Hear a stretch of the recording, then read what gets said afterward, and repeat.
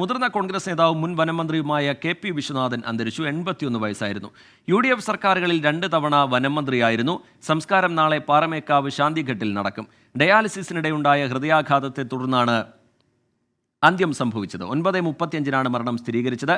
വൃക്കരോഗത്തെ തുടർന്ന് വർഷങ്ങളായി ചികിത്സയിലായിരുന്നു. കുന്നംകുളം, കൊടകര മണ്ഡലങ്ങളെ പ്രതിനിധീകരിച്ച് 6 തവണ MLA ആയി.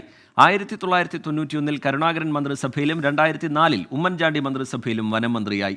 ഹൈക്കോടതി പരാമർശത്തെ തുടർന്ന് 2005 മന്ത്രി പദവി രാജിവെച്ചു. 2006, 2011 തെരഞ്ഞെടുപ്പുകളിൽ കൊടകരയിൽ മത്സരിച്ചുവെങ്കിലും അദ്ദേഹം പരാജയപ്പെട്ടു.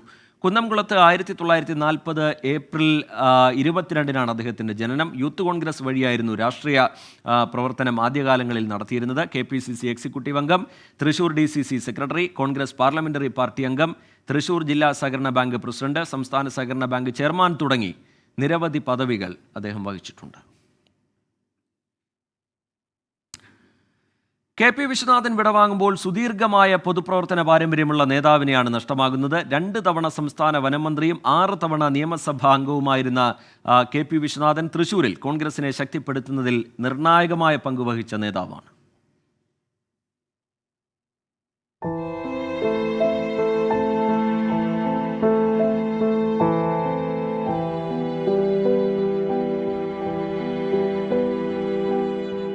എക്കാലത്തും തികഞ്ഞ കോൺഗ്രസുകാരനായിരുന്നു കെ.പി. വിശ്വനാഥൻ.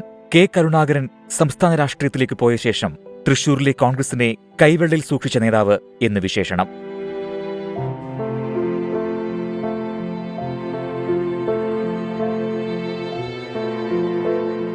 തൃശൂരിലെ കുന്നംകുളത്ത് കല്ലായിൽ പാങ്ങന്റെയും പാറുക്കുട്ടിയുടെയും മകനായി 1940 ഏപ്രിൽ 22 ജനനം. തൃശൂർ കേരളവർമ്മ കോളേജിൽ നിന്ന് ബിരുദം, പിന്നെ നിയമബിരുദം നേടി അഭിഭാഷകൻ.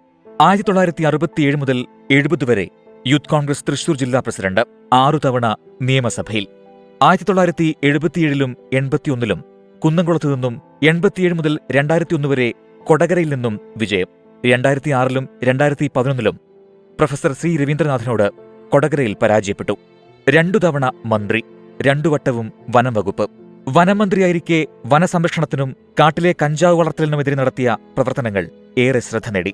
ലോനപ്പൻ നമ്പാടനും കെ.പി. വിശ്വനാഥനും പരസ്പരം വെല്ലുവിളിച്ച് കഞ്ചാവ് കണ്ടെത്താൻ കാടുകയറിയതും ചരിത്രം.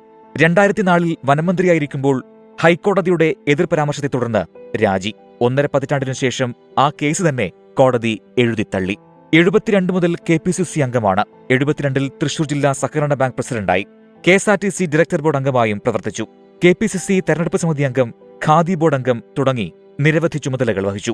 അവസാന നാളുകളിലും കോൺഗ്രസ് നേതാക്കളുമായി സജീവ ബന്ധം പുലർത്തിയിരുന്നു.